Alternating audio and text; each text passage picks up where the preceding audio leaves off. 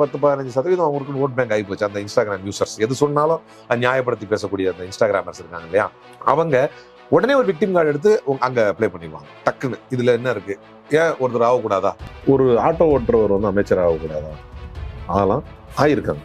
ஒரு history sheeter வந்து MLA MP ஆகக்கூடாதா, ஆகலாம், ஆயிருக்காங்க. இப்போ இதெல்லாம் என்ன என்ன இப்போ தாவேக்காக்கும் அதுக்கு என்ன வித்தியாசம் அப்படின்னா, எனக்கு பிஜேபியே பரவாயில்லடா இவனுங்களுக்குன்னு தோணுது. ஏன்னா இவனு தான் ரிலீஸ் பண்ணியிருக்காங்க. அப்படி பார்த்தா ரிலீஸ் பண்ணதுக்கு ஒருத்தர் தண்டிக்கிறாங்க. திட்டமிட்டு இது நடந்தது. அப்கோர்ஸ் இல்ல, தேர்தலுக்கு முன்னர் அந்த ஜனநாயகனை திட்டமிட்டு இவர்கள் வெளியிட்டிருப்பதற்கான வாய்ப்பு இருக்கு. இது எதுக்கு அவனை நீ எப்படி ரிவாக் பண்ணுவீங்க? என்ன அவனை மன்னிப்பு கேட்டானா? நஷ்டமடைந்த கோடிகள் வந்து லட்சங்கள் கிடையாது, கோடி வந்து 1-2 கிடையாது, கிட்டத்தட்ட 500 கோடி என்று சொல்லப்படக்கூடிய நஷ்டத்தை ஏற்படுத்தியவனும். இதுக்கப்புறம் அந்த படம் வந்தா என்ன, வரலாம் என்ன, முடிஞ்சு போச்சு எல்லாமே.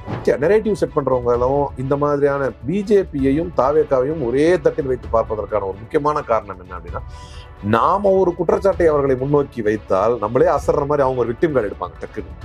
தாவேக்கா ஜெயிக்க கூடாத ஒரு கட்சியா, திமுக தோற்கடிக்கப்படக்கூடாத ஒரு கட்சியா, தலைவர் அவர்கள் வந்து தோற்கடிக்கப்படக்கூடாத ஒரு நபரா, அல்லது வந்து விஜய் வந்து ஜெயிக்கக்கூடாத ஒரு நபரா? இல்ல. ஆனா அங்க பார்க்கப்பட வேண்டிய முக்கியமான குரூஷியலான ஒரு பாயிண்ட், அவர் நல்லா செய்வாரு, இவங்க வந்து நல்லா கொடுப்பாங்க. அன்டெஸ்டடா அன்டாப்டா இருக்கிறதையே ஒரு குவாலிஃபிகேஷனா எடுக்கிறதுடைய விளைவை பார்த்துக்கிட்டு அதிகபட்சம் ஒண்ணுமே இல்லை. சிம்பிளா இப்படி ஒரு தீர்ப்பு வந்திருக்குது, இது அதிர்ச்சிக்குள்ளாக்கி இருக்கிறது. குறிப்பாக நாளை பக்ரீத்தை கொண்டாடக்கூடிய முஸ்லீம் சிறுபான்மையினர் வந்து அதிர்ச்சிக்குள்ளாக வேண்டாம். உங்களுக்கு வேண்டிய அனைத்து பாதுகாப்பான விஷயத்தையும் தாவேக்கா அரசு செய்யும். பட்டும் படாம கூட ஒரு அறிக்கை கொடுத்துருக்கலாம், அதை கூட செய்யல இந்த அரசு. அதை விட கொடுமை என்னன்னா, பாரம்பரியமிக்க முஸ்லீம் லீக்ல இருந்து ஒரு சிறுபான்மைத்துறை அமைச்சர் இருக்காரு.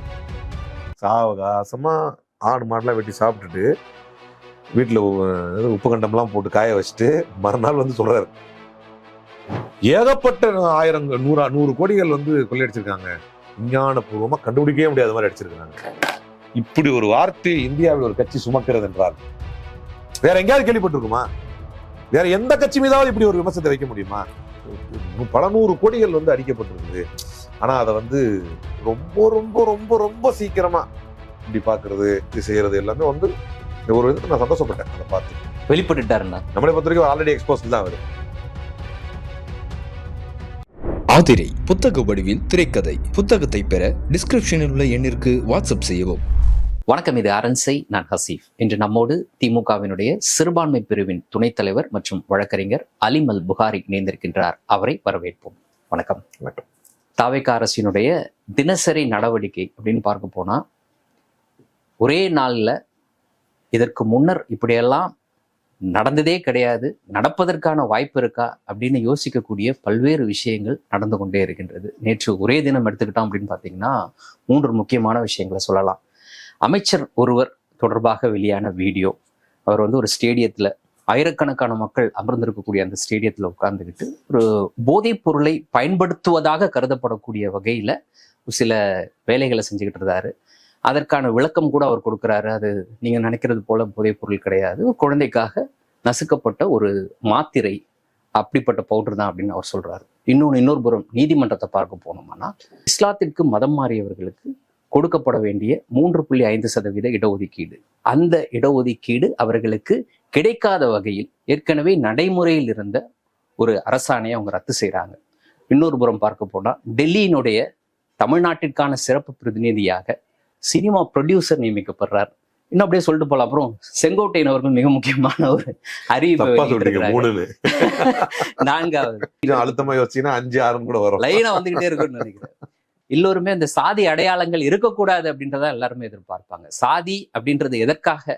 நான் காலம் காலமாக ஒடுக்கப்பட்டு இருக்கிறேன், அந்த வகையில என்னை கை கொடுத்து உயர்த்துவதற்கான, அதற்காக சொல்லப்பட வேண்டிய ஒண்ணு சாதி. அதை தாண்டி வேற எதுவுமே எனக்கு சாதியின் அடையாளத்தின் அடிப்படையில் நான் என்னை பார்க்க வேண்டிய அவசியமே கிடையாது. ஐடி கார்டில், குழந்தைகளுடைய ஐடி கார்டில் வந்து அவர்களுடைய சாதி அடையாளம் இடம்பெறும் அப்படின்ற ஒரு அறிவிப்பை வெளியிட்டாரு. அதிர்ச்சிகரமான விஷயங்கள் தொடர்ந்து வந்துகிட்டே இருக்குன்னு. அப்புறம் தூத்துக்குடி எம்எல்ஏ அண்ட் மினிஸ்டர் கலந்துகிட்ட நிகழ்ச்சியில வந்து 2 கோஷ்டி அடிச்சுக்கிட்டாங்க. ஆமா, இது மாதிரி பல விஷயங்களை சொல்லலாம். நான் இது எல்லாத்தையுமே பேசுவதற்கு நேரம் இருக்குமா அப்படின்னு தெரியல. நான் முதல்ல பேச வேண்டியது அப்படின்னு பார்க்க போனா, அமைச்சர் ஒருவர், அவர் தொடர்பாக அந்த வெளியான வீடியோ, இத நீங்க எப்படி பார்க்கறீங்க? அதற்காக விளக்கம் கொடுப்பதற்கு ஒரு மருத்துவர் வராரு, ஒரு சின்ன குழந்தைய வச்சு பேச வைக்கிறாங்க. இன்னொன்னு மாறலே இல்லையா அப்படின்னு யோசிக்கக்கூடிய வகையில அந்த அமைச்சர் தன்னுடைய குழந்தைய கையில வச்சு, தன்னுடைய மனைவியை பக்கத்துல வச்சுட்டு குழந்தைய கையில வச்சிருக்கு. எப்படி பாக்குறீங்க? நான் இதை வேற கோணத்துல இருந்து நான் யோசிக்கிறேன். ஒரு ஆட்டோ ஓட்டுறவர் வந்து அமைச்சர் ஆகக்கூடாதா? ஆகலாம், ஆயிருக்காங்க. ஒரு ஹிஸ்டரி ஷீட்டர் வந்து எம்எல்ஏ எம்பி ஆகக்கூடாதா? ஆகலாம், ஆயிருக்காங்க. இப்ப இதெல்லாம் என்ன என்ன இப்ப தாவேக்காக்கும் அதுக்கு என்ன வித்தியாசம் அப்படின்னா, ஒரு ஆட்டோ டிரைவர் ஒருத்தர் இருப்பார். அவர் என்ன செய்வாருன்னா, ஒரு திமுகலையோ அதிமுகலையோ போய் அவர் ஹிஸ்டரி ஷீட்டரை விட இருப்பார்னு வச்சுக்கோங்க. திமுகலையோ அதிமுகலையோ இன்ன பிற கட்சியிலையோ ஒரு நகர பொறுப்புல போய் இணைவார், அல்லது அதை விட குறைவான பொறுப்புல போய் ஏதாவது வார்டு நிர்வாகத்துல இணைவார். படிப்படியா படிப்படியா படிப்படியா அவர் ஹிஸ்டரி ஷீட்டராவோ அல்லது அவருக்கு வேற அடையாளம் இருந்திருக்கும்ல, அந்த அடையாளம் இவ்வளவு தூரத்துல இருக்குது அப்படின்னு சொன்னா அதை அப்படியே படிப்படியா படிப்படியா படிப்படியா படிப்படியா குறைச்சி அரசியல்வாதியா டிரான்ஸ்ஃபார்ம் ஆவார். டிரான்ஸ்ஃபார்ம் ஆகும்போது அவரிடத்தில் தரப்படுகின்ற பொறுப்புகளும் படிப்படியா வரும் அவருக்கு. படிப்படியா படிப்படியா வார்டு உறுப்பினர் ஆவாரு, அப்படியே வருவாரு, அப்புறம் கார்பரேஷனுக்கு வருவாரு, அப்புறம் தெரியாம ஒரு மேயர், துணை மேயர் ஆவார், அப்புறம் ஒரு மேயர் ஆவாரு, அப்புறம் ஒரு எம்எல்ஏக்கு நின்று தோப்பாரு, அப்புறம் ஒரு எம்எல்ஏ ஆவாரு, அதுக்கப்புறம் ஒரு 2-3 டைம் 4 டைம் எம்எல்ஏவா இருப்பாரு, அதுக்கப்புறம் ஒரு அமைச்சர் ஆவார். இன்னைக்கு வந்து மாற்றம் என்கின்ற ஒரு ஏமாற்றத்தில், மாற்றம் என்கின்ற ஒரு ஏமாற்று வார்த்தையை பயன்படுத்தி தன்னைத்தான் மக்கள் எப்படி ஏமாற்றி கொண்டார்கள் அப்படிங்கிற ஒரு உதாரணத்தை தான் நம்ம பார்த்துட்டு இருக்கோம். இது வந்து நாளொருவண்ணும் பொழுதொரு மேனியா இது நடந்துகிட்டு இருக்கு. நேற்றைய தினம் தான் நினைக்கிறேன், இஃப் ஐம் நாட் ராங், 5 மேட்டரோட இன்னொன்று 6வதையும் சேர்த்துக்கங்க. நேற்று தான் நினைக்கிறேன் கீர்த்தனாவுக்கும் அந்த அமைச்சர் ஜெகதீஸ்வரிக்கும் சண்டை நடந்ததும் அதுவும் நேத்து தான். ஆமா, சரி. அப்ப விஜய் ஓடினதும் நேத்து தான், வாயில ஒரு கூலி வச்சிருந்தாருன்னு பஞ்சாயத்து ஆனதும் நேத்து தான், அது நமக்கு உறுதியா தெரியல. அதே மாதிரி அதுக்காக டிராபிக் பிளாக் பண்ணப்பட்டதும் நேத்து தான், கட்சி ஆட்களை தவிர வேற யாரையும் சேர்க்கலன்னு பப்ளிக் வந்து பிரச்சனை பண்ணதும் நேத்து தான். அந்த கணக்கு பாத்தீங்கன்னா 10 கிட்ட போயிடலாம் நம்ம, இது ஒரு நாள்ல. இதெல்லாம் ஜெகதீஸ்வரி இஷ்யூவையும் இதுல சேர்த்துக்கிட்டு நீங்க பாத்தீங்கன்னா இன் ஜென்ரல், அதுக்கப்புறம் நான் பர்டிகுலரா இந்த மேட்டருக்கு வரேன். இந்த ஜெகதீஸ்வரி இஷ்யூவும் சேர்த்து பாத்தீங்க அப்படின்னா, இவங்க எல்லாம் யாருன்னா நேத்து வரைக்கும் வேற வேலை பார்த்துட்டு இருந்தவங்க. இப்ப நம்ம ஏன் ஆனா ரொம்ப ஈஸியா நெரேட்டிவ் செட் பண்றவங்களும் இந்த மாதிரியான பிஜேபியையும் தாவேக்காவையும் ஒரே தட்டில் வைத்து பார்ப்பதற்கான ஒரு முக்கியமான காரணம் என்ன அப்படின்னா, நாம ஒரு குற்றச்சாட்டை அவர்களை முன்னோக்கி வைத்தால் நம்மளே அசர்ற மாதிரி அவங்க ஒரு விக்டிம் கார்டு எடுப்பாங்க டக்குன்னு எல்லாம். அது வந்து உடனே அந்த விக்டிம் கார்டை எடுத்து அவர்களுக்குன்னு இப்ப எனக்கு தெரிய ஒரு 10-15% அவங்களுக்கு ஓட் பேங்க் ஆகி போச்சு. அந்த இன்ஸ்டாகிராம் யூசர்ஸ் எது சொன்னாலும் அது நியாயப்படுத்தி பேசக்கூடிய அந்த இன்ஸ்டாகிராமர்ஸ் இருக்காங்க இல்லையா, அவங்க உடனே ஒரு விக்டிம் கார்டு எடுத்து அங்க ப்ளே பண்ணிடுவாங்க டக்குன்னு. இதுல என்ன இருக்கு, ஏன் ஒருத்தர் ஆகக்கூடாதா, ஏன் அவரை கேவலப்படுத்திட்டாங்க, எளிய மனிதர்கள் அந்த எளிய மனிதர் திரும்ப நம்ம பேச வேண்டியிருக்கு, அடிக்கடி பேச வேண்டியிருக்கு, 100 முறை அதை பேச வேண்டியிருக்கு. எளிய மனிதர்களோ பெரிய பின்புலம் இல்லாதவர்களோ பெரிய அரசியல் அனுபவம் இல்லாதவர்களோ அரசியலுக்கு வருவதை யாரும் எதிர்க்கவில்லை. ஆனால் அதற்கு பின்னர் என்ன இருக்கணும்னா, அரசியல் படுத்தப்பட்ட ஒரு வேட்கை, ஒரு தாகம், அரசியல் கன்விக்ஷன் இருக்கணும், மக்களுக்காக வேலை செய்யணும், குறைந்தபட்சம் அந்த அரசியல் கட்சியினுடைய கொள்கைக்காக நிக்கிறேன். அது இல்லாத ஒரு விளைவு தான் இதெல்லாம். இப்ப இவர் உண்மையிலேயே அதை செஞ்சிருக்கிறாரு, ஆனா அது ஒரு 10 வருஷத்துக்கு முன்னால அப்படின்னா இந்த இவ்வளவு தாக்கம் அது வராது. இது இப்போ 1.5-2 வருஷத்துக்கு முன்னாடி நடந்திருக்குது, அது அவரே ஒத்துக்கிறாரு. அப்ப அது டிரான்ஸ்ஃபார்ம் ஆகி வரதுக்கான நேரம் என்பதை மக்களால் அதை வந்து ஜட்ஜ் பண்ண முடியல. அவரே தான், இவர் தான், அது வேற ஒண்ணும் இல்ல. இப்பதான் ஐபிஎல்ல பண்ணிருக்காரு. அப்படிங்கிற போது இங்க உண்மையான சிக்கலே என்ன அப்படின்னா, இவங்க யாருமே பொலிட்டீஷியனா டிரான்ஸ்ஃபார்மே ஆகல. நீங்க அந்த கோணத்துல இதை பார்க்கணும்னு நான் விரும்புறேன். ஏன்னா அதே மாதிரிதான் இப்ப ஜெகதீஸ்வரியோ இதுவோ சுமன் ஸ்ரீராமன் ஒரு கருத்து சொல்றாரு, ஆர்கே சார் ஒரு கருத்து சொல்றாரு, மாரிதாஸ் ஒரு கருத்து சொல்றாரு, புரோட்டோகால்ல வந்து யார் பேர் மேல வரலாம் கீழே வரலான்னு. ஆனா இந்த இஷ்யூவே இருந்திருக்காது, இவங்க எல்லாம் ப்ராப்பர் பொலிட்டீஷியனா எவால்வ் ஆயிருந்தா. அந்த எவல்யூஷன் பீரியட் இருக்கு பாத்தீங்களா, அது ஒரு அனுபவத்தை கொடுக்கும். அப்ப இதுல யார் வரும், இந்த மாதிரியான சண்டைகள் வந்து மற்ற கட்சிகள் நடந்திருக்காங்கன்னா, யாரு சர்டிபிகேட் பிடிக்கிறது கொடுக்கறது இதெல்லாம் நடந்திருக்கதான் செய்யுது. ஆனா மேடையிலேயே மீடியா பார்த்து கொண்டு இருக்கு, என் பேர் எப்படி மேல போடுவேன், ஒன்னு நான் இது பண்ணுவேன், அவங்க பேசுறது, இன்னொன்னு இதுல யார் உண்மையிலேயே மேல வரணும் யார் கீழே வரணும் அப்படின்னு தெரியாம இருக்கிறது, இது இஷ்யூ. இது இவர்களுக்கு மட்டுமல்ல, சேட் ஸ்டேட் ஆஃப் அஃபேர்ஸ் என்ன அப்படின்னா, இது முதலமைச்சருக்கே தெரியாதுங்கிறதான் பிரச்சனை. அதனாலதான் இப்படிங்கிறார் இஷ்யூ. அதுதான் அவர் என்ன டிரான்ஸ்ஃபார்ம் ஆகல அப்படின்னா, இப்போ வரைக்கும் அவர் நடிகரா தான் இருந்தாரு, அவர் இன்னும் தலைவராகவே டிரான்ஸ்ஃபார்ம் ஆகல, இன்னும் தலைவராகவே அவர் எவால்வ் ஆகல. ஆனா அதுக்குள்ள ஒரு சிஎம் எவால்வ் ஆயிட்டார். ஒரு கட்சியுடைய தலைவருக்கான அந்தஸ்தே அவருக்கு வரல, இன்னும் எல்லாமே ப்ரீமெச்சூரா நடந்துருச்சு. Exact word. இது வந்து ஒரு ப்ரீமெச்சூர் எவல்யூஷன் இல்லாத எவல்யூஷன். ப்ரீமெச்சூர் எவல்யூஷன் தான் சொல்லணும், பட் ப்ரீமெச்சூரா எல்லாமே நடந்துருச்சு. சோ இதுக்கான அனைத்து பிரச்சனையும் அதுதான். ஒரு 10 வருஷத்துக்கு முன்னாடி நடந்திருக்குமே, ஆனால் அவர் சிம்பிளா சொல்லிடலாம், 10 வருஷத்துக்கு முன்னாடி எனக்கு இருந்ததெல்லாம் உண்மைதான், அதெல்லாம் விட்டுட்டு தான் நான் மக்கள் பணி ஆற்ற வந்தேன் அப்படின்னு சொன்னாங்கன்னா கூட ஈஸியா முடிஞ்சிடும். அவங்களால இதை ஜஸ்டிஃபை பண்ண முடியாம இருக்கிறதுக்கான காரணம் என்னன்னா அது இப்பதான் நடந்திருக்கு. அப்ப இதனுடைய டோட்டலே என்ன அப்படின்னா, இப்ப சொல்றாங்கல்ல, இப்ப நம்ம இதை சொன்னா ஒரு விக்டிம் கார்டு ப்ளே பண்ணுவாங்க. என்னன்னா ஓட்டு போட்ட மக்களை கொச்சப்படுத்துறாங்க, தேர்ந்தெடுத்த மக்களை திட்டுறாங்க. அது இல்ல. நம்முடைய தேர்வு என்பது எதன் அடிப்படையில் அமைந்திருக்க வேண்டுமோ அதன் அடிப்படையில் அமையாததுடைய விளைவை சந்திக்கிறோம். சுட்டி காட்டுறதுல ஒன்றும் தப்பு இல்ல, மக்கள் கிட்ட சுட்டி காட்டுறதுக்கும் தப்பு இல்ல. இன்னைக்கு அந்த நிலைமை ஆயிடுச்சு. நம்ம இதை சொல்றதுக்குள்ள அவங்க என்ன சொல்லுவாங்கன்றதையும் நம்ம முன்கிட்டயே சொல்லி அதை சொல்ல வேண்டியதா இருக்கு. அது ரொம்ப ஈஸியா. நான் ஒரு மேடையில நின்று ஒப்பாரியா, ஆமா ஒப்பாரி தான், மக்கள் ஒப்பாரி போடுறாங்க, அதெல்லாம் கட் பண்ணிட்டு அந்த ஆமா ஒப்பாரி தான் எடுத்து போட்டு நான் சொல்லியிருப்பேன். நீங்க கோட்டு போட்டது பிரச்சனையான்னு நீங்க கேக்குறீங்க. நீங்க கோட்டு போட்டது பிரச்சனை இல்ல, எங்களுக்கு மக்கள் ஓட்டு போட்டதான் எங்களுக்கு பிரச்சனை அப்படின்னு பேசி பக்கத்துல வந்து ஒப்பாரி தானே, ஆமா ஒப்பாரி, அதையும் இதையும் கட் பண்ணி வச்சு அப்படி போட்டு. இருந்தாலும் நம்மளும் நாளைக்கு பேசுறதுக்கு ஒரு கான்டெக்ட் இருக்கணும்ல. நம்ம என்னைக்குமே மக்களை வந்து குறைத்து. இன்னொரு விஷயம் என்னன்னா, தாவேகா ஜெயிக்க கூடாத ஒரு கட்சியா, திமுக தோற்கடிக்கப்படக்கூடிய ஒரு கட்சியா, தலைவர் அவர்கள் வந்து தோற்கடிக்கப்படக்கூடாத ஒரு நபரா, அல்லது வந்து விஜய் வந்து ஜெயிக்க கூடாத ஒரு நபரா? இல்ல. ஆனா அங்க பார்க்கப்பட வேண்டிய முக்கியமான குரூஷியலான ஒரு point, how far TVK is better than டிஎம்கேங்கிறத நீங்க ப்ரூவ் பண்ணியிருந்திருக்கணும் ஏதாவது ஒரு களத்துல. இது எல்லாமே ஹைப்போதட்டிக்கலா நடந்திருக்கு. அவங்க பெட்டரா இருப்பாங்க, அவர் நல்லா செய்வாரு, இவங்க வந்து நல்லா கொடுப்பாங்க. அன்டெஸ்டடா அன்டாப்டா இருக்கிறதே ஒரு குவாலிபிகேஷனா எடுக்கிறதுடைய விளைவை பார்த்துக்கிட்டு இருக்கோம். அது சொல்ல வர்றேன். அப்ப வந்து அன்டாப்டா இவங்க வந்து இது ஃபர்ஸ்ட் டைம் எம்எல்ஏ ஆகிறது தப்பு இல்லை, ஆனா அதுக்கு முன்னால அவங்க பப்ளிக் லைஃப்ல இருந்திருக்கணும். இவங்க யாருமே பப்ளிக் லைஃப்ல இல்லாம மிஞ்சி போனா நாங்க வந்து மக்கள் மன்றத்துல அது மக்கள் இதுல இருக்கும்போது சாப்பாடு கொடுத்தோம், இதை திரும்ப திரும்ப இதை சொல்லுவாங்க. டோக்கனிசத்துக்கு வந்து ஒரு 4-5 நிகழ்ச்சியில் அவர் கலந்துருப்பார், அதை சொல்லுவாங்க. விஜய் அவர்களே சட்டப்பேரவையில சொன்னதை நான் உங்களுக்கு நினைவூட்டுறேன். நான் வந்து 2009 வந்து ஈழத்தமிழர்களுக்காக 500 ரூபாய் கொடுத்தேன். இல்ல நம்ம குறைத்து மதிப்பிட வேணாம்னு வச்சுக்கீங்களா ஒரு வாதத்துக்கு. வேற என்ன நீங்க என்ன ஒரு மக்கள் அதெல்லாமும் கூட பார்ட் டைமா யாரோ ஏற்பாடு செய்த ஒரு கூட்டத்துல கலந்து கொண்டதை கூட நாங்க எங்களோட பொலிட்டிக்கல் ஆக்டிவிட்டின்னு அவங்க ஓன் பண்றது இருக்குல்ல. சோ இப்படியாகத்தான் அவங்க சொல்றாங்க. சோ அததான் இப்ப மக்கள் பாக்குறாங்க. இப்ப என்ன சந்திக்கிறதுக்கு இப்போ உங்களுக்கு முன்னால ஒரு நபர் வந்து நண்பர் தான், ஒரு தம்பி ஒருத்தர் பேசிட்டு இருக்கும்போது சொன்னாங்க, இல்லன்னு அவர் இப்படி செஞ்சது இப்படி பண்ணதெல்லாம் கூட வந்து கரெக்டா தானே பண்றாரு, எங்களுக்கு புரியுற மாதிரி பேசுறாருன்னு சொல்றாங்க அப்படின்னாரு. இப்ப அவங்க நடத்திக்கிட்டு இருக்கிற ஆட்சியுமே அரசாங்கமுமே கூட அவருக்கு வாக்களித்தவர்களுக்கு மட்டும்தான். ஒரு ஆட்சி எப்படி இருக்க வேண்டும் என்றால் முத்தமிழறிஞர் கலைஞர் இப்படி சொல்ல வைத்தது, அதுதான் ஆட்சி. நம்ம எதிர்ப்பவர்களே நம்மளால் பயனடைந்தவர்களாக தான் இருப்பார்கள்னு சொன்னார். அப்ப எங்க அப்படியே ரிவர்ஸ்ல வந்தீங்கன்னா, தன்னை எதிர்ப்பவர்களுக்கு கூட பலனடையக்கூடிய ஆட்சி அவர் செய்தார். அவர் அதை செஞ்சுட்டு சொன்னாரு, அவன் செய்ய மாட்டான், எனக்கு ஓட்டு போட மாட்டான்னு தெரியும், அதுக்காக எல்லாருக்குமான ஆட்சி தானே. இன்னைக்கு வந்து சாரி ஸ்டேட் ஆஃப் அஃபேர்ஸ் என்ன அப்படின்னா, தன்னை ஆதரித்தவர்களை மட்டும் திருப்திப்படுத்தக்கூடிய ஒரு சட்டமன்ற உரை, தன்னை ஆதரித்தவர்களை திருப்திப்படுத்தக்கூடிய வகையில் போஸ்டிங், அதையும் கவர் பண்ணிடுறேன். இப்போ எனக்கு ப்ரொடியூசரா வந்துரு. இப்போ ஒரு உதாரணம் காட்டுறாங்க, ஒரு அந்த மாநிலத்தை சார்ந்தவர் தான் அங்க இருக்கணும்னு அவசியம் இல்லை. பிரசாந்த் கிஷோர் இருந்தாரு, அவர் இருந்தார், இவர் இருந்தார். அவர்கள் எல்லாம் பொலிட்டிக்கலி எக்ஸ்பீரியன்ஸ்ட். மொழி மட்டுமே இங்க சிக்கல் கிடையாது. நீங்க politically experience at least you can understand the soil sentiment. அந்த மண்ணுடைய சென்டிமெண்ட் என்ன, உணர்ச்சி என்ன அப்படிங்கிறத உணர்ந்து புரியலன்னா கூட படிச்சு புரிஞ்சிருப்பார், பார்த்து புரியலன்னா கூட கேட்டு புரிஞ்சிருப்பார். ஏன்னா அவங்க வந்து அந்த டொமைன்ல பப்ளிக்ல இருக்கிறவங்க. நீங்க அவங்க காட்டின மத்த எல்லா உதாரணமும் பாக்குறேன், அவங்க எல்லாருமே ஏதோ ஒரு வகையில் அரசியலோடு தொடர்பு உள்ளவர்கள். இந்த டோட்டல் சினாரியோ எங்க வந்து நிக்குதுன்னா இதுதான். விஜய் என்கின்ற ஒரு அன்டெஸ்டட் அன்டாப்டு பொட்டன்ஷியலை வந்து நம்பி ஓட்டு போட்டது மட்டும் இல்லாமல் அவரை நம்பி வந்த எல்லாரும், செங்கோட்டையனை தவிர மற்ற எல்லாருமே புது ஆட்கள் தான். இப்ப செங்கோட்டையனும் அப்படி பார்த்தா, செங்கோட்டையன் அப்படி எல்லாம் எக்ஸ்பீரியன்ஸ் ஆனவர் இருந்து என்ன பண்ணிட்டாரு, அவரு தடுக்க முடிஞ்சதா? முதல்ல இது தவறு அப்படின்னு சுட்டி காட்ட முடிஞ்சதா? அதாவது சுட்டி காட்ட முடியறதுன்றது ஒரு பக்கம், எட்டனதர் டிவிகே மாதிரி தான் அவர் பேசுறாரு. அவர்கிட்ட வந்து நீங்க இதை பேசுங்கன்னு சொல்லி அவர் பேசிருக்க கூடாது. அதற்கான இடம் அவருக்கு இல்ல.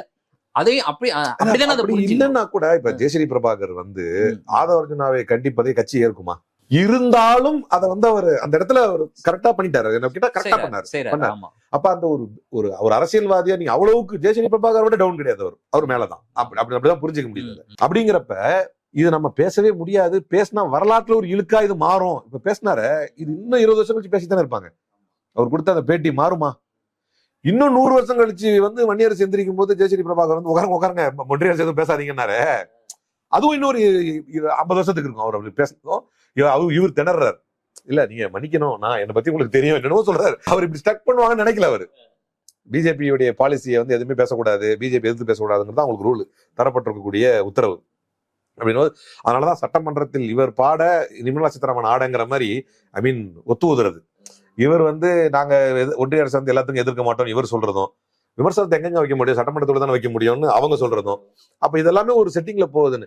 அப்ப அதே மாதிரி இன்னைக்கு இந்த நியமனத்தை தாண்டி, இந்த ப்ரொடியூசரை நியமிச்சதை தாண்டி, அந்த படத்தை லீக் பண்ணதுக்காக தண்டிக்கப்பட்டவரை அந்த தண்டனையை லாக் பண்ணி திரும்ப கூப்பிட்டுக்கிட்டாங்களே, அது உணர்த்தக்கூடிய செய்தி என்ன? அது என்ன? ரொம்ப சிம்பிள்.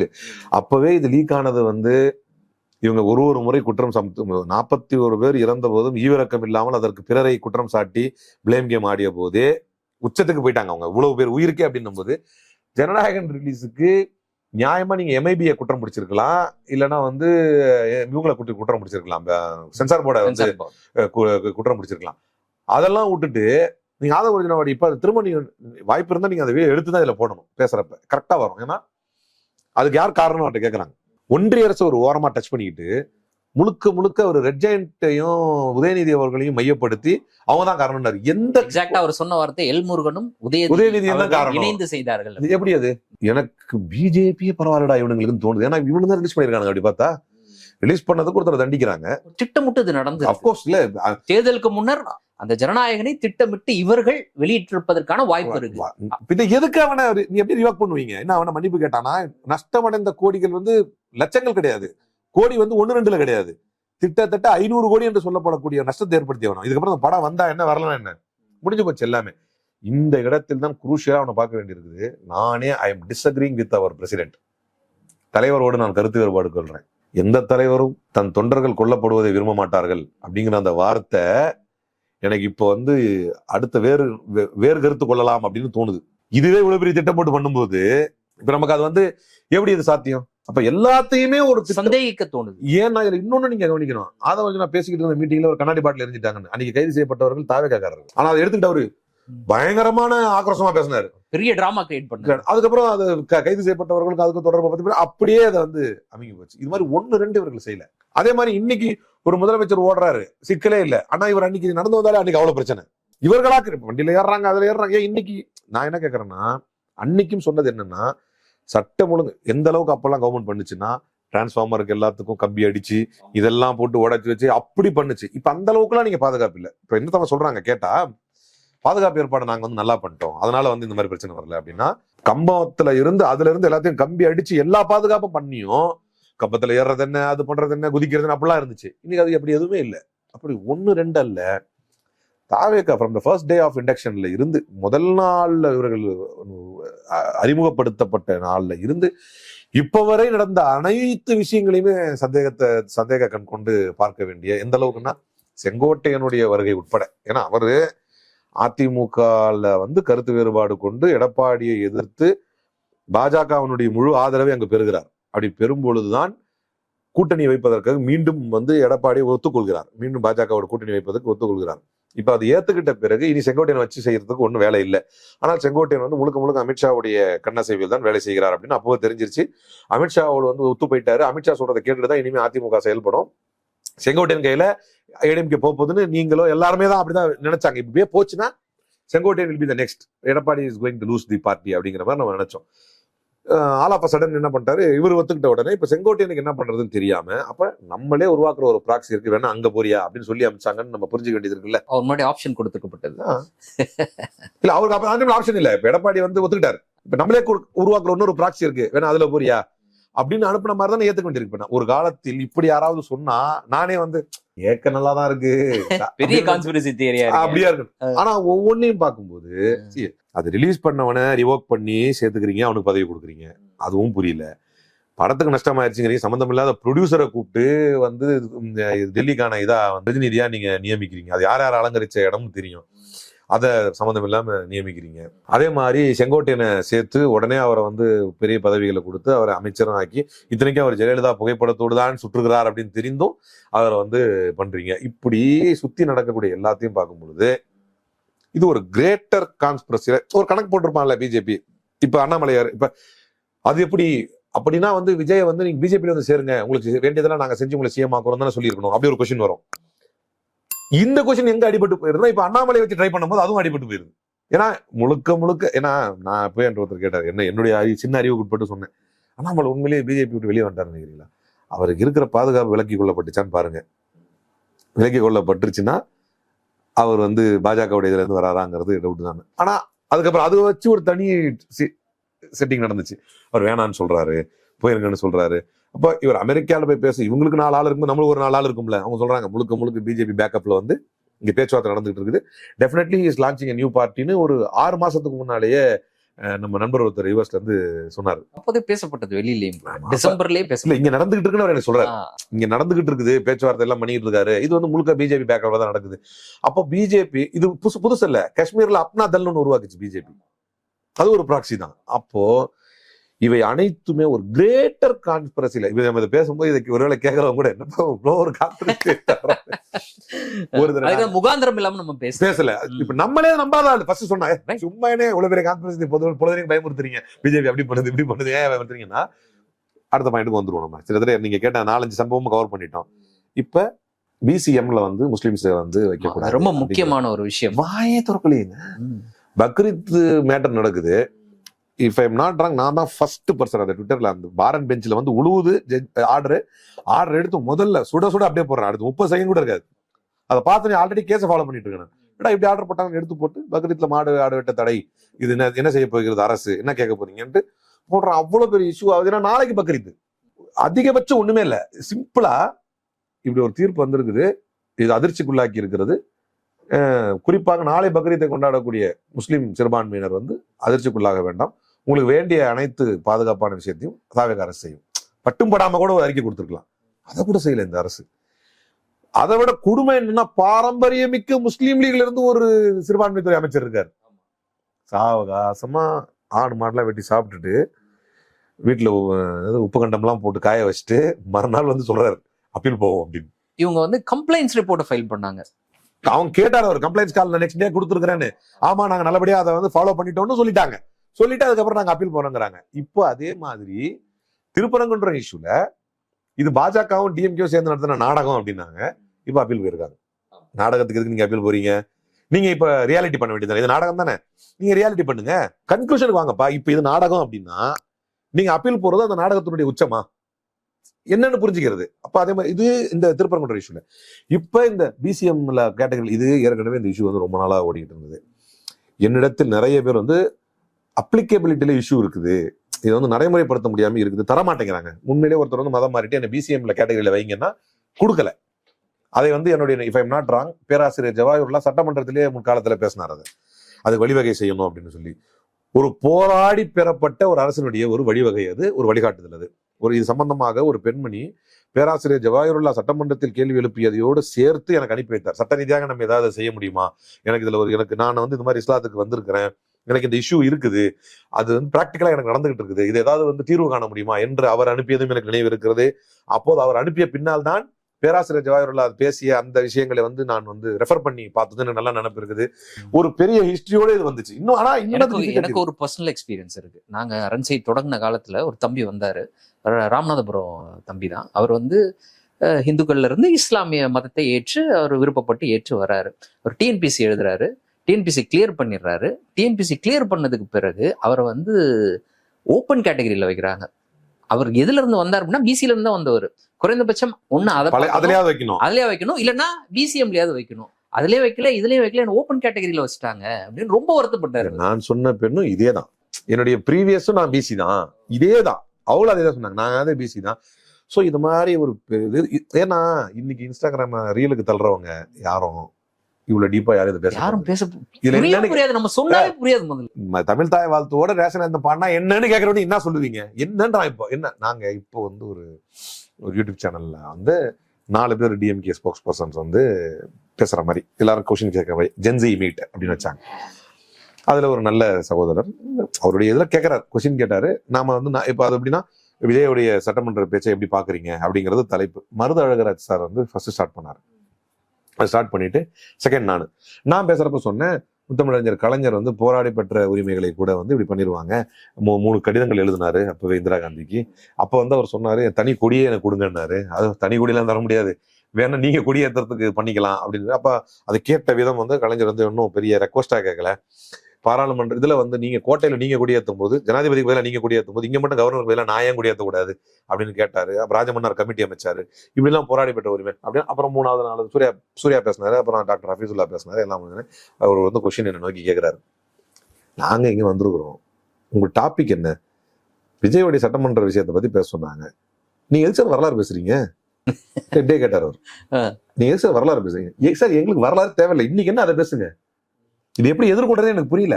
அதாவது ஏதாவது ஒரு விஷயம் பேசப்பட்டால் அதற்கு வரலாற்றை வந்து ஆதாரமாக கொண்டு வருவது ஒரு செயல் என்றால், வரலாறு ஒருவன் வேண்டாம் என்று சொல்லும் போது இல்லை வரலாறு வச்சுதான் பேசணும்னு நான் எப்படி புரிய வைக்கிறது? வரலாறு தான் எனக்கு முக்கியம். வரலாறு அப்போ அந்த அளவுக்கு ஒரு சொசைட்டி இருக்கும்போது இந்த மாதிரி பிசிஎம் இஷ்யூ வரையா தரமாட்டேங்கிறாங்க. ஆமா, இப்ப அதை வச்சு என்ன பண்ண போறோம்? உண்மையில அந்த கேஸை எப்படி ஹேண்டில் பண்ணிருக்கணும்? அதாவது இதை எப்படி சொல்லலாம்னா, இந்த பக்ரீத் மேட்டர் வச்சே சொல்லலாம். இதை வந்து அரசுக்கு ஒரு பொறுப்பு இருக்கிறது. கடந்த காலங்களில் 2023 போடப்பட்ட வழக்கிலே பக்ரீத் மேட்டர்ல 2024 ஹியரிங் வர்றப்ப அரசு சார்பாக ஏஏஜி என்ன சொன்னார் அப்படின்னா, இது அது வந்து 2-3 நாள்ல பக்ரீத் வருது. இப்ப இது வந்து மறுநாள்ல வருது இல்ல, வருஷம் நடக்குதுங்க. இது சொல்ல போனா பக்ரீத் வரும்போதெல்லாம் குறிப்பிட்டு இந்த பிரச்சனை பண்றாங்க. வந்துட்டு தான் இருக்கு இந்த இஷ்யூ.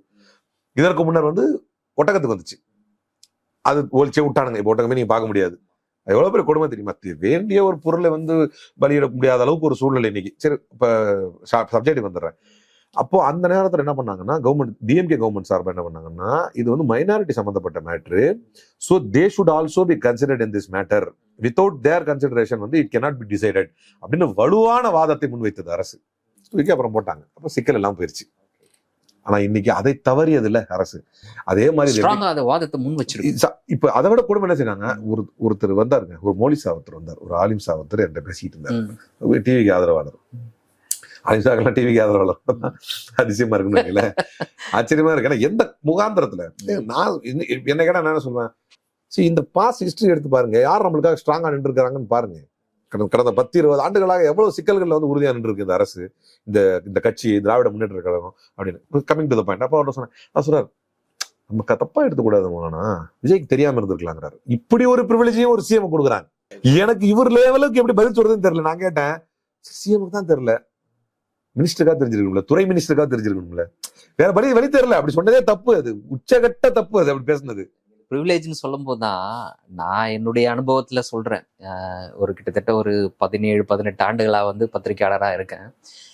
பல இந்த இடைப்பட்ட காலத்துல பல ஆட்சிகளை பார்த்துருக்கேன், கலைஞர் தொடங்கி பார்த்துருக்கேன்னு வச்சுக்கோங்க. இந்த ப்ரிவிலேஜ் வந்து ஒரு சிலருக்கு மட்டும்தான் கிடைக்குது. இந்த மாதிரியான முக்கியமான ஒரு சம்பவங்கள் நடக்கும் பொழுது நேர்ல போய் பார்க்கறது, இல்ல அதற்காக ஏதோ ஒண்ணு முதலமைச்சர் தரப்புல இருந்து ஏதாவது ரியாக்ட் பண்றது அப்படின்றத பொதுவா இப்போ பொதுவெளியில பேசக்கூடியவர்கள், திருவள்ளூர்ல அப்படிப்பட்ட ஒரு சம்பவம் நடந்துருச்சு, அந்த ஸ்பாட்டுக்கு வந்து ஒருவேளை ஸ்டாலின் அவர்கள் முதலமைச்சராக இருந்தால் அவர் போகல அப்படின்னா இன்னும் மிகப்பெரிய ஒரு கேள்வி எழுந்திருக்கும். ஏன் ஸ்டாலின் போகல? அவருக்கு அதை விட முக்கியமான வேலை என்ன இருக்கு? அவர் நம்ம போய் ஐபிஎல் மேட்ச் பாக்குறாரு, அங்க போறாரு, இங்க போறாரு. ஏன் இது விஜய் அவர்கள் போகல, ஸ்பாட்டுக்கே போகல. ஆனா அந்த சம்பவம் நடந்த அன்னைக்கு விஜய் என்ன செய்து கொண்டார் அப்படின்றதுக்கான ஆதாரம் வருது. அதை பற்றி யாருமே பேச மாட்டாங்க. இது ப்ரிவிலேஜ் ஜெயலலிதா அவர்களுக்கும் இருந்துச்சு.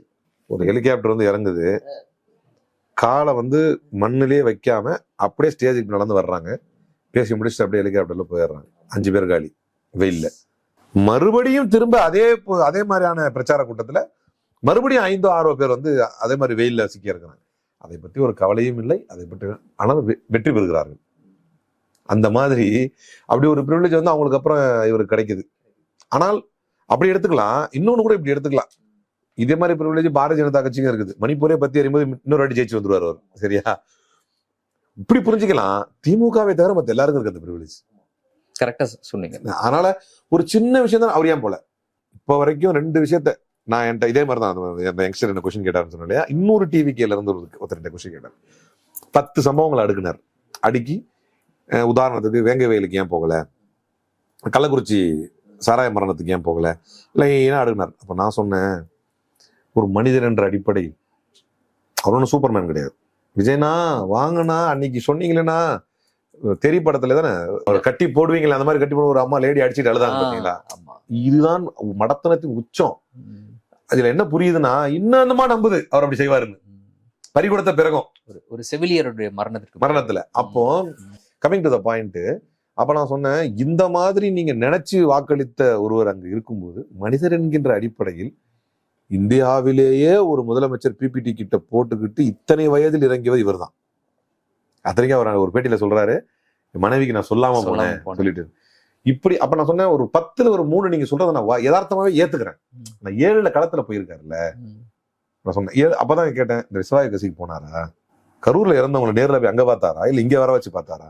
ஏன்பா இந்த ப்ரிவிலேஜ் இப்படி கொடுக்குறீங்க எல்லாருக்கும்? சோ ப்ரிவிலேஜ்ன்றது ஒருத்தருக்கு தந்து ஒருத்தருக்கு தரலன்னா நம்ம பேசலாம். அந்த ப்ரிவிலேஜ்ங்கிற வார்த்தையே தப்பு. DMK is being targeted. இது டார்கெட். யாருக்குமே இந்த பிரச்சனை கிடையாது. எந்த இந்தியாவில் இருக்கக்கூடிய எந்த கட்சிக்குமே இவ்வளவு மோசமா கேட்க, தனக்கு தோன்றியதை செய்யறாரு கெஜ்ரிவால், தனக்கு தோன்றதை செய்யறாரு மம்தா பானர்ஜி, தனக்கு தோன்றதை செய்கிறாரு சந்திரபாபு நாயுடு, தனக்கு தோன்றதை செய்கிறாரு நரேந்திர மோடி, தனக்கு தோணியதை செய்கிறாரு விஜய். ஆனால் என்ன நடந்தாலும் அதற்கு காரணம் திமுக தான் என்று சொல்லப்படுவது ஒன்று. நீங்க கவனிங்க, எவ்வளவு கஷ்டப்பட்டு சிவசங்கர் ஆகட்டும், செந்தில் பாலாஜி அவர்கள் ஆகட்டும், சேகர்பாபு ஆகட்டும், அது விளக்கத்தை தராங்க. அவ்வளவு அறிவுபூர்வமாகவும் அறிவியல் பூர்வமாகவும் ஸ்டாட்டிஸ்டிக்கலாகவும் இருக்குது. இருந்தும் ஒரு பெயர் தொடர்ந்து கொண்டே இருக்கிறது.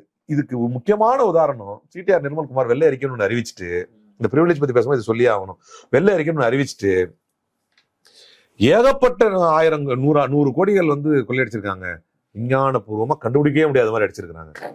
இப்படி ஒரு வார்த்தையை இந்தியாவில் ஒரு கட்சி சுமக்கிறது என்றால் வேற எங்கேயாவது கேள்விப்பட்டிருக்குமா? வேற எந்த கட்சி மீதாவது இப்படி ஒரு விமர்சனத்தை வைக்க முடியுமா? பல 100 கோடிகள் அடிக்கப்பட்டிருக்குது. ஆனா அதை எங்களால கண்டே பிடிக்க நீ எப்படி பார்த்தனாலும் சொல்லு. அப்போ எந்த வகையில எங்க கம்மியாயிருக்கு? நீங்க கொடுத்த அறிக்கையின்படியே குறைந்தபட்ச நஷ்டம் ஆனது இதுலதான்.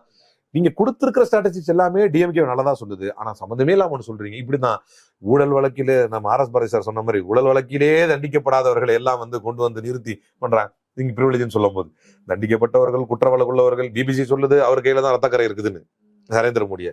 சட்டம் சொல்லுது குற்றத்துக்காகவும் ஊழலுக்காகவும் தண்டிக்கப்பட்டவர் ஜெயலலிதா அப்படின்னு. அன்புமணி இருந்தாலும் அவர் மேல சிபிஐ வழக்கு இருக்குது. எப்படி இப்படின்னு எல்லார் மேலும் எல்லாம் இருக்குது. இங்க ஒண்ணுமே இல்லாதவர்களை கொண்டு மீண்டும் மீண்டும் சொல்றாங்க. திரும்ப திரும்ப திமுக தான் இல்ல, நாங்க சரியாதான் பண்ணோம். அவர் தெளிவா அமைச்சர் எந்திரிச்சு சொல்றாரு, 500 பேர் கூட வராத இடத்துக்கு மல்டி ஸ்டோரி பில்டிங் இதுக்கு மல்டி லெவல் பார்க்கிங் எதுக்கு கட்டினீங்க அப்படின்னு கேட்கிறாரு. அவ்வளவு தெளிவாக அவர் எந்திரிச்சு பேசுறாரு. இத்தனை கோடிகளை எடுத்து கழிப்பறை கட்ட வேண்டிய அவசியம் இல்லை. ஒரு மாசத்துக்கு வராதவங்களுக்கு ஒரு நார்மலா கழிப்பறை கட்டலாம். அப்படி பார்த்தா ஒரு வாதத்துக்கு அதை குறை காணுவது நியாயம் இல்லை. அப்படி பார்த்தா அது வருமானம் யாருக்கு வருதுன்றது நீங்க அதான் சொல்லணும். அங்க கட்டினாங்க, அந்த கட்டினதுல இவ்வளவு முறைகேடு நடந்திருக்கு நீ சொல்லி இருந்திருக்கணும். அது கட்டினாங்க, அதை கட்டில இருந்து வந்த வருமானத்தை இங்க முறையா கொண்டு வரல. அந்த மல்டி லெவல் பார்க்கிங் அப்படின்றது வெறும் கோயிலுக்கு வர்றவங்களுக்கு மட்டும்தான்ற மாதிரி அவர் மக்களுக்கு புரிய வைக்கிறாரு. இல்ல அவருக்கே புரியாம சொல்றாரா, இல்ல புரிஞ்சுதான் வேணும்னே சொல்றாரான்னு தெரியல. நான் நேற்று ஏனையில இங்கிலீஷ் இன்டர்வியூ அப்ப சொன்னேன், misleading facts is not limited to their ministers alone when the chief minister is the chief misleader அப்படின்னு. அவருக்கு மட்டுமா? இவரே அப்படிதானே பேசுறாரு, பார்ட்டி ஃபண்டுங்கிறாரு. இன்னைக்கு கொடுமை என்னன்னா, பார்ட்டி ஃபண்டு பேசினா ஏஞ்சி ஓடிட்டீங்கிறான். ஏன் அவதூற வீசுற? அந்த வெறும் அவதூறு வார்த்தையா இருந்தா பரவாயில்ல, அது அடுத்த கட்டத்தில் அவதூறு சேராக மாறுகிறது. அதற்கு அடுத்த கட்டத்தில் அது அவதூறு மலமாக மாறுகிறது. ஒரு முறை சேற்றவாரி அரைக்கும் போது கண்டிக்கிறோம், எஞ்சி நிக்கிறோம், எங்களுக்கு எதுக்கு சில பேச வை அப்படிங்கிறோம். பேசுறாரு, கண்டிக்கிறாரு, இது தப்பான வார்த்தை, நீங்க பேசக்கூடாது, நாங்க ஏத்துக்க முடியாது அப்படிங்கிறாரு. திரும்பவும் அடுத்ததுல அவர் எந்திரிச்சு மீண்டும் அதே பார்ட்டி ஃபண்டு ஆரம்பிக்கிறாருன்னா அடுத்த கட்டம் என்ன இருக்குது? வெளிநடப்பு தான் உச்சபட்ச எதிர்ப்பு. அப்ப வெளிநடப்பு பண்ணா பார்ட்டி ஃபண்டா ஓடுறீங்கன்ற. ஆனா யாருமே பார்ட்டி ஃபண்டுங்கிற பேர்ல அவதூறு வீசின விஜய் யாரும் கேள்வி கேட்கல. நியாயமான கேள்விகள், விவாதங்கள், அன்னைக்கு நடந்த விவாதங்கள் என்ன திரும்பி இருக்கணும்? மீண்டும் மீண்டும் எங்க நோக்கி கேள்வி கேட்டிருக்கணும்? பார்ட்டி ஃபண்டுன்னு சொன்னீங்கல்ல, எந்த பார்ட்டி? இத்தனைக்கு எதிர்க்க சிலவர் கேட்கிறாரு. தைரியம் இருந்தா, தெம்பு இருந்தா சொல்லுங்க. இதுல கூத்து என்னன்னா, பார்ட்டி ஃபண்ட் தானே சொன்னாங்க, எந்த பார்ட்டின்னு சொன்னாங்களான்னு ஒரு அமைச்சர் பேசுறாரு. பிரச்சனையே அதுதான்டா, எந்த பார்ட்டின்னு சொல்லாம அவதூறு வீசுறீங்களே அப்படிங்கிறோம். அப்ப அதை எதிர்கட்சி தலைவரும் கண்டிக்கிறாரு. உனக்கு தைரியம் தான் நீ சொல்லுங்கிறாரு. அப்போ இந்த சவால் அன்அட்டெண்டடா இருக்குதுங்க. நீ தைரியம் இருந்தா சொல்லுங்கிற சவால் அன்அட்டெண்டடா இருக்குது. அதை பத்தி யாரும் பேசல, பார்ட்டி ஃபண்ட் வெளியே போயிட்டாங்க அப்படின்னு பேசிட்டு இருக்கிறான். சோ இது பிரிவிலேஜ் அல்ல. த்ரூ தி இந்தியா, ஒட்டுமொத்த தேசத்திலே DMK is being targeted for being an ideological party that stands firm in its ideology. தன்னுடைய தத்துவத்திலும் கொள்கையிலும் உறுதியாக இருக்கக்கூடிய ஒரு கட்சி என்பதனால், ஏன்னா இந்தியா முழுக்க பாசிசத்தினுடைய அச்சுறுத்தலால், இப்ப இவங்களும் அச்சுறுத்தலுக்கு தான் பயந்து போறாங்க. ஏன்னா நான் சொல்லல, இதையும் அகைன் நம்ம ஒரு பெரிய கான்ஸ்பிரசி தியரிலாம் பேச வேண்டியதில்லை. நடக்கிற டாட்ஸை கனெக்ட் பண்ணாலே தெளிவா தான் இருக்குது. நான் என்ன நாங்க சொல்றாரு, நீ ஆட்சி அமைக்கிறது யார் யார் காலை பிடிச்சு எனக்கு தெரியாதாங்கிறாரு, யார் யாருக்கு போன போட்டு நீ பேசணும்னு தெரியாதாங்கிறாரு. இது வந்து பெருசா புரிஞ்சுக்கிறதுக்கு சிரமமான விஷயம்லாம் இல்லை. முதல் நாள் அர்லேகர்ட்டே ஒரு போறாரு. அர்லேகர் என்ன சொல்றாரு, நீ உங்களுக்கு தெரிந்த தர்மத்தின்படியும் எனக்கு தெரிந்த மரபின்படியும் அவர் அழைத்திருக்க வேண்டும் விஜய். அதுதான் யதார்த்தம். அவர் அழைக்காத போது நீங்களும் கண்டித்தீர்கள், நானும் கண்டித்தேன். ஜனநாயக சக்திகள் எல்லாருமே அதை அழைத்திருக்கணும் அப்படின்னு சொன்னோம். 2 நாள் போகுது. இவர் யூட்டன் கேம் ஆடிக்கிட்டே இருக்காரு. போறாரு வராரு 2 and 4 ஆடிக்கிட்டே இருக்காரு. ஆடிக்கிட்டே இருக்கும்போது ஒரு 3 நாள் கழிச்சு குதிரை பேரத்திற்கான வலுவான ஆதாரங்கள் டிடிவி தினகரனே வந்து புகாராக கொடுக்கிறார். ஆதாரம் வந்து பெருசா தேவையில்லை, எல்லார் கையிலும் இருந்துச்சு ஆதாரம். காரில் உட்கார்ந்து கையெழுத்து போடுற ஆதாரம் வந்து எல்லார் கையிலும் இருந்துச்சு. சட்டத்திற்கு உட்பட்டு மரபுகளுக்கு உட்பட்டு இப்போது உங்களுக்கு பதவி பிரமாணம் செய்து வைக்க முடியாது. என்னிடத்திலே வந்து இது சம்பந்தமான புகார் வலுவாக இருக்கிறது, அதை விசாரித்து விட்டு தான் உங்களை பதவி பிரமாணம் செய்வேன்னு சொல்லக்கூடிய அதிகாரமும் நியாயமும் அதற்கான தார்மீக உரிமையும் ஆளுநருக்கு இருக்கு. ஆனா பதவி பிரமாணம் பண்ணி வைக்கிறார். இங்கேயே முடிஞ்சு போச்சு. அங்க பண்ணி வச்சிருக்கணும், வைக்கல. இங்க நிறுத்தி இருக்கணும், பண்ணி வச்சிட்டார். இதுக்கு இடையில என்ன நடந்ததுன்றதான் மேஜிக். திமுக அதன் கூட்டணி சக்திகளிலிருந்து தனிமைப்படுத்தப்படுவதற்கான முயற்சி நடக்கிறது. அது வெற்றிகரமாகவே நடக்கிறது. இன்றைக்கு ஆக்கப்பூர்வமான சக்திகள் ஒருத்தர் அடிச்சுக்கிறாங்க. சண்முகத்தை விமர்சித்து முரசொலி எழுதும் என்று நான் கனவில் கூட நினைக்கல. எல்லாருக்கும் வருத்தமான ஒரு விஷயம் தான். அப்போ அது நடக்குது. எழுச்சி தமிழர் அவர்களை வந்து சங்கடப்பட்டு நம்ம பேசுவோம் அப்படிங்கிறது நான் கனவுல நினைச்சது இல்லை. நம்முடைய one of the role model அவர். நம்ம ஒரு ஸ்லீப்பர் செல் சிறுத்தை மாதிரி எங்க இருந்தாலும் அவருடைய ஆதரவாளராக இருப்போம் எப்ப இருந்தாலும். ஆனா இன்னைக்கு எல்லா சூழ்நிலைகளும் மாறுது. இதை கனக்கச்சிதமாக பாஜக தாவேக்காவை பயன்படுத்தி செய்து விட்டதோன்னு நினைக்க வேண்டியதில்லை, செய்து விட்டதுன்னு உறுதியா சொல்லக்கூடிய ஒரு சூழ்நிலை வந்து இந்த டாட்ஸை கனெக்ட் பண்ணும்போது எல்லாமே கிளியரா வருது. பாஜக அரசாங்கம் FCRAல வந்து மிக முக்கியமான திருத்தத்தை கொண்டு வராங்க. நமக்கு நல்லா தெரியும், விஜய் அவர்கள் தான் வந்து ஒரு கிறிஸ்துவர் அப்படின்றத அழுத்தமாக அவர் சொன்னார். அதன் மூலமாக வாக்குகளை பெற்றிருக்கிறார். இன்னைக்கு FCRAல அதிகமாக பாதிக்கப்படக்கூடியது கிறிஸ்டியன் இன்ஸ்டிடியூட்ஸ். அதை பற்றி ஒரு வார்த்தை திறக்காம இருக்குது தாவேகா. இல்ல, அவரை பொறுத்த வரைக்கும் அந்த கிறிஸ்தவ அடையாளமே அவங்களுக்கு வந்து ஒரு இதுதான், கிறிஸ்தவ வாக்குகளுக்கு. அதுல இந்த முறை ஒருத்தருடைய சில பேருடைய கருத்து கணிப்புகளின்படி அதிக வாக்குகளை வந்து ஒடுக்கப்பட்டவர்களுடைய வாக்குகளையும் கிறிஸ்தவர்களுடைய வாக்குகளையும் பெரும் சதவீதம் வந்து தாவேகா பெற்றிருக்கிறது. இஸ்லாமியருடைய வாக்குகளில் என்னுடைய கருத்துக்குட்பட்ட as far as my knowledge is concerned ஒரு 20 to 25% எடுத்திருப்பாங்க. முழுக்க அதிகபட்சம் வந்து இந்த பக்கம் தான். இனி போப்போ இன்னும் அதிகமாயிடும். ஒன்னொன்னு நடக்கிறது வந்து இந்த சமூகத்தை மட்டும் தான் பேச ஏமாற்ற முடியாது, முஸ்லீம் சமூகத்தை. ஏன்னா அடிப்படுறதுலே ஹிஸ்டரி இருக்குது, எந்தெந்த ஆங்கிள் எல்லாம் அடிப்பாங்கன்னு கண்டினியூஸா பார்த்துட்டு வர்றாங்க. அதனால கொஞ்ச நேரம் டெக்கரேட் பண்ணிடுவாங்க. அன்டில் ஆர் அன்லெஸ் அந்த கட்சியில பதவி பெற்று சுகத்தை அனுபவிக்கக்கூடிய ஒரு சிறு கூட்டத்தை தவிர மத்தலாம். அப்போ அந்த கிறிஸ்தவர் என்கின்ற அடையாளம் அதுவே பெரும்படியா பேசப்பட்டுச்சு. எந்த அளவிற்கு என்றால் கிறிஸ்தவ அடையாளத்தோடு விஜயை எதிர்க்கக்கூடியவர்களிடத்திலேயே போய் நேரடியாக பேசக்கூடிய காட்சியில் நடந்துச்சு. இன்னைக்கு அவங்க தான் அதை பத்தி வருத்தப்படணும். மதர் தெரேசாவுடைய ஃபண்ட்ஸ் அந்த டைம்ல இதே மாதிரியான ரெகுலேஷன்ஸை காரணம் காட்டி அவங்க ஃபவுண்டேஷனுடைய ஃபண்ட்ஸை முடக்குனதுல இருந்து ஆரம்பித்து அப்போ வந்து கரெக்டா என்னன்னா மறுநாள் வந்து கிறிஸ்மஸ் பரிசாக பாஜக அதை கொடுத்தது. இன்னைக்கு இவர் வந்து இதை பேசல அப்படிங்கிறது வந்து எல்லாரும் புரிந்து கொள்ள வேண்டிய விஷயம் என்னன்னா, நான் சொன்னேன் விஜய் என்னவா பாக்குறது அப்படின்னு. நீங்க மத்த எதுவும் பார்க்காதீங்க. விஜய் ஆக்டரா பார்க்காதீங்க, கிறிஸ்டினா பார்க்காதீங்க, ஒரு மைனாரிட்டி ரைட்ஸ் லீடரா பார்க்காதீங்க, ஒரு சேஞ்சா பார்க்காதீங்க, ஒரு புதிய ஒரு சக்தியாலாம் பார்க்காதீங்க. He is power hungry. அவ்வளவுதான், ஒரே வார்த்தை தான். அதுக்கு நீங்க எப்படி பார்க்கலாம்னா ஆர்எஸ்எஸ் மோடியா கூட நம்ம பார்க்க வேணாம். நானும் அப்படிதான் எப்பவுமே சொல்லுவேன், மோடியை பத்தி டிஃபைன் பண்ணுங்கன்னா மோடி இஸ் பவர் ஹங்கிரின்னு சொல்லுவேன். He will do what ever it takes to remain in power. எந்த அளவுக்கு நான் இன்னொரு உதாரணத்தோட ஒரு முறை சொல்லியிருக்கிறேன். எந்த அளவுக்குன்னா இனி முஸ்லீம்கள் வாக்களித்தால் தான் வெற்றி பெற முடியும் என்கின்ற ஒரு முடிவு, இந்துக்களை விட முஸ்லீம்கள் வாக்களித்தால் தான் ஒருத்தர் பிரதமராக முடியும் அப்படிங்கிற ஏதோ ஒரு சூழலுக்கு அமைந்தால் மோடி தன்னை முஸ்லீமாக அறிவித்து முஸ்லீம்களுக்காக போராட ஆரம்பிச்சிருவார். இது எதுக்கு நான் புரியறதுக்காக சொன்னேன் அப்படின்னா, he never fights for any ideology. just தூக்கிட்டோம் இதை கையில வச்சு பேக் பண்றோம் அப்படின்னு ஆர்எஸ்எஸ் நிக்குது. மற்றபடி ஆர்எஸ்எஸ்க்கு அவங்களுக்கும் இருக்கிற வேறுபாடுகள் நமக்கு ரொம்ப நல்லாவே தெரியும். ஏன்னா ஒரு லிமிட்டுக்கு மேல ஜெயலலிதா அவர்கள் தன்னை வந்து தன்னுடைய சாதி அடையாளத்தோடும் தன்னுடைய பின்பலத்தோடும் ஆடு மாடருக்கு தடை சட்டம் போட்டதிலிருந்து, கட்டாய மதமாற்ற தடை சட்டம் கொண்டு வந்ததிலிருந்து, செங்கல் ஊர்வலத்துக்கு அனுமதி தந்ததிலிருந்து, தான் அப்படித்தான் ராமர் கோயில் கட்டுறதுக்காக நான் நிற்பேன் என்று சொன்னது வரைக்கும் இருந்த ஜெயலலிதா ஒரு கட்டத்தில் அதிகாரம் அதிகமா போகும்போது எப்படி ஆயிட்டாங்கன்னா, மோடியா லேடியா அப்படின்னு கேட்கிற அளவுக்கு அந்த பவர் ஹங்கிரி அப்படிங்கிறது, அந்த பவர் தரக்கூடிய மாற்றம் வந்து மாறுது. இன்னைக்கு அதே தான் ரொம்ப ரொம்ப ரொம்ப ரொம்ப சீக்கிரமா இப்படி பாக்குறது, இது செய்யறது எல்லாமே வந்து ஒரு விதத்தை நான் சந்தோஷப்பட்டேன் அதை பார்த்து. வெளிப்பட்டுட்டாருன்னா நம்மளை பொறுத்த வரைக்கும் ஆல்ரெடி எக்ஸ்போஸ் தான் அவரு. தேராததுக்கான அடையாளங்கள் இதெல்லாம் அப்படின்றது எனக்கு ஒரு சந்தோஷம். ஏன்னா கொஞ்சம் சைலண்டா தள்ளுவாங்க. நரேந்திர மோடியை பார்த்துக்கிட்டீங்கன்னா அங்கதான் காட்ட வேண்டிய ஒரு உதாரணம், இவருக்கு அங்கதான் காட்ட முடியும். ஏன்னா இல்லாத பிம்பத்தை ஊதி பெரிதாக்கி மாற்றம் புதுசா தர்றேன், ஒரு பெரிய மாற்றத்தை தரப்போறேன் அப்படின்லாம் வந்து பொய் வாக்குறுதிகள் தந்து வந்தது. இதே போல வந்தது யாருன்னா நரேந்திர மோடி தான். மற்றபடி எல்லாமே ட்ரெடிஷ்னல் சேஞ்சஸ் தான் இருக்கும், ட்ரெடிஷ்னல் ஸ்விட்சிங். இவர் இல்லைன்னா அவர் இல்லைன்னா இவர், இந்த திடீர் மாற்றங்கள் கேஜ்ரிவால். அப்போ இந்த திடீர் மாற்றங்கள் வரும்போது நரேந்திர மோடியோட தான் கம்பேர் பண்ண வேண்டியிருக்கு. அவர் பாத்தீங்கன்னா அத்வானியை லேசா தள்ளி விட்டதுல இருந்து மற்ற எல்லாத்தையும் மேனேஜ் பண்ணதுல இருந்து எல்லாம் ஸ்மூத்தா ஸ்லோ அண்ட் ஸ்டெடி டிரான்சிஷன்ல வருவாப்ல.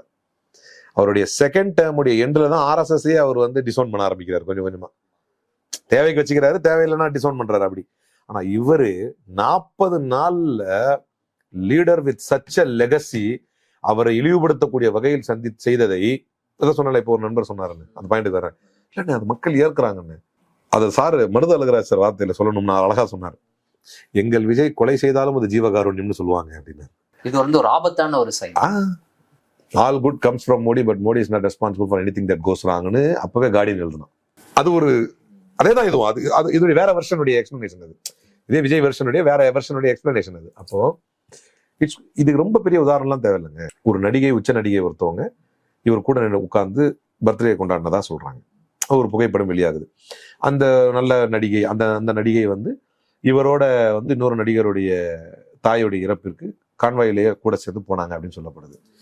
இதற்கெல்லாம் நியாயமாக குற்றம் பிடிக்கப்பட வேண்டியவர் யார் என்றால் முதலமைச்சர். முதலமைச்சர் அலோவ் பண்ணாம கான்வாய்க்குள்ள ஒருத்தர் வந்து ஒரு ஈத்துரும்பு கூட உள்ள நுழைய முடியாது. நீங்க வாங்கன்னு கதவை திறக்காம இல்ல அவங்கள விடுங்கன்னு இவர் சொல்லாம நடக்காது. நியாயமான இவரை பேசியிருக்கணும். ஆனா அந்த அம்மாவை பேசிட்டு இருக்கிறேன். நான் கண்கூடா நம்ம யூஏ ஆஃபீஸ்ல வேலை பார்த்த ஒரு பொண்ணு வந்து நம்ம வீட்டுக்கு வந்திருந்தேன். இப்படி பார்த்துட்டே இருந்துட்டு போட்டுட்டா அப்படிங்குது. அந்த பொண்ணு என்னன்னா அந்த போட்டோ அந்த எங்களால விட்டு கொடுக்க முடியாது திட்டுது. அதான் யார ஏமா அவர் சீஃப் மினிஸ்டர், 100 புரோட்டோகால் இருக்கு. அவர் வரணும், வெளியே வரணும், உட்காரணும். சாதாரண கிடையாது. தலைமகன், தமிழ்நாட்டுடைய தலைமகன். அவர் வான்னு கூப்பிடாம வர முடியாது. அவர் அலோவ் பண்ணாம இவங்களுடைய இது என்னன்னா, இப்ப என்ன பிரச்சனை வந்து அந்த மாதிரி இருக்கிற மாதிரி. இது என்ன மாதிரியான மனநிலை, எவ்வளவு ஆபத்தான. அப்ப நான் சொன்னேன், இந்த 15-20 வந்து திருத்தலாம் முடியாது. திருந்தா தொலையுது, அது பத்தி பிரச்சனை இல்லை. நான் மதுரையில இந்த இதுல இந்த சென்னை திருச்செந்தூர் முடிச்சுட்டு வந்துட்டு இருக்கிறப்ப, மீட்டிங் முடிச்சுட்டு வந்துட்டு இருக்கிறப்ப மதுரையில தம்பி ஒருத்தர் எப்பவுமே பார்த்துட்டு தான் போவாங்க. நாங்க ஷெல் கிட்ட நின்று சும்மா ஒரு ரிசப்ஷன் கொடுப்பாங்க, பார்த்து தான் வருவேன். நானே எங்க அம்மா ஓட்டு போட்டுருச்சு விஜய்க்கு அப்படின்னு நான் கேட்டேன். என்னமா அப்படி பண்ண அப்படின்னா, டே போடா நான் ஓட்டு போட்டு தான் ஜெயிச்சிட்டாரா, சும்மா ஏதோ போட்டேன் அப்படின்னு. இவர்கள் ரசிக்க மாட்டார்கள் நீங்கள் தலைவரை பத்தி இப்படி பண்ணதெல்லாம். உங்க ஜாம்பி கூட்டம் வேணா ரசிச்சுக்கும், அது சூப்பரா இருக்குன்னு சொல்லும். அகைன் நீங்க அவரை திருப்திப்படுத்துறது செய்யுங்க. இந்த ஆணவத்தை தான் நம்ம எதிர்பார்க்கிறோம். மீண்டும் மீண்டும் இது குஜராத்தும் அல்ல, நீங்கள் நரேந்திர மோடியும் அல்ல, உங்களை எதிர்ப்பது இத்து போன காங்கிரஸ் அல்ல, சித்தாந்த வலு கொண்ட திராவிட முன்னேற்ற கழகம். அதனால இது ஒரு ஆபத்தானதுதான். எத்தனையோ ஆபத்துகள் இருந்து தமிழ்நாட்டை மீட்ட கழகம் திராவிட முன்னேற்ற கழகம். எத்தனையோ அகம்பாவத்திலிருந்து இந்த மண்ணை மீட்ட கழகம் Dravida Munnetra Kazhagam. Let it be. நீங்க சொல்ற மாதிரி 2 வருஷமா கூட ஆகட்டும், 3 வருஷமா கூட இருக்கட்டும், அடுத்த பாராளுமன்ற தேர்தலுக்காக கூட இருக்கட்டும், என்னதான் நடக்குன்னு பார்த்துருவோமே. ஒரு கை பார்த்தா அதை முடிவு பார்க்காம பின்வாங்குறது இல்லை. We have got that legacy. We have tackled more and more leaders and even autocrats like others. எத்தனையோ பேரை பார்த்துருக்கிறோம், எல்லாரையும் ஹேண்டில் பண்ணியிருக்கிறோம். இதே ஹேண்டில் பண்ணுவோமே. முத்தமிழர் கலைஞருடைய வார்த்தையில சொல்றதா இருந்தா, மகுடமின்றி வாழ முடியா மனிதர்களா நாம், பிறக்கும் போதே மகுடத்துடா பிறந்தோம், சீதை வில்லுடன் பிறந்ததை போல. ஆட்சி இருக்கும், இன்று இருக்கும், நாளை போகும். ஆட்சி இல்லாம இருக்கிறதுக்கு நம்ம என்ன, வில்லுடன் சீதை பிறந்தது போல நம்ம வந்து பிறக்கும் போதே மகுடத்துடா பிறந்தோம் என்று முத்தமிழர் கலைஞர் கேட்டார். அந்த மாதிரி ஆட்சி வரும் போகும், நிலையன்று. ஆட்சி வரும் போகும், நிலையன்று. ஐயா அண்ணா வகுத்த கொள்கை மாறாது, வாழும் நிலையாக. எனவே ஆட்சியில் இருப்பினும் இல்லாதிருப்பினும் தன்மானம் உயிரென மதிப்போம், தமிழர் இனமானம் என்றுமே காப்போம் அப்படின்னாரு. அதே கொள்கையை வச்சுட்டு போக வேண்டியதுதான். ஒரு நீண்ட உரையாடல். இன்றைய தினம் எங்களோடு இணைந்து இந்த உரையாடலுக்கு இணங்கி பல்வேறு கருத்துக்களை பகிர்ந்து கொண்டமைக்கு நன்றி. மீண்டும் ஒரு நேர்காணலில் சந்திப்போம். நன்றி நண்பர்களே. அரண்சை நண்பர்களுக்கு வணக்கம். அரண்சை ஊடகம் சுயேட்சையாக இயங்குவதற்காகவே உருவாக்கப்பட்டது. நாம் செய்கிற வேலை உண்மையிலேயே மக்களுக்காக செய்கிறோம் என்பதை நீங்கள் நம்பினால், வாய்ப்பு இருந்தால் இந்த ரேசர் பே கியூஆர் கோடுக்குள்ளே நீங்கள் வந்து அதை ஸ்கேன் பண்ணி எங்களுக்கு உங்களால் இயன்றதை, விருப்பம் இருந்தால் ஆதரவு தெரிவிக்கலாம். ஆதிரை புத்தக வடிவில் திரைக்கதை. புத்தகத்தை பெற டிஸ்கிரிப்ஷனில் உள்ள எண்ணிற்கு வாட்ஸ்அப் செய்யவும்.